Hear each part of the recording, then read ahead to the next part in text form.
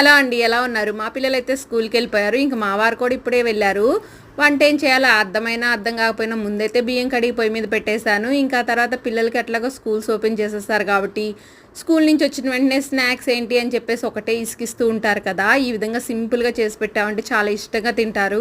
మనకి కూడా పని తొందరగా అయిపోతుంది. ఏం లేదు, చక్కగా ఈ విధంగా గార్లిక్ బ్రెడ్ అయితే ప్రిపేర్ చేస్తున్నాను. మామూలుగా గార్లిక్ బ్రెడ్ అంటే చప్పగా ఉంటుంది. అలా కాకుండా ఈ విధంగా చేశానంటే పిల్లలు ప్రతిసారి ఇలాగే చేయమని చెప్పి మనల్ని అడుగుతూ ఉంటారు. ముందుగా ఆయిల్లో కచూరి మెంతి, దాంతోపాటు కారం, ఉప్పు కూడా వేసేసుకొని గార్లిక్ని మాత్రం సన్నగా తురుముకోవాలి. వెల్లుల్లిని పిల్లలకి అసలు అర్థం కాకూడదు మనం వెల్లుల్లి వేసామని కూడా. ఇంకా తర్వాత పెనం మీద మంచిగా బటర్ రాసుకొని, నేనైతే ఇంట్లో బటరే యూజ్ చేస్తానండి, ఎక్కువ బయటదే ప్రిపేర్ చేయను.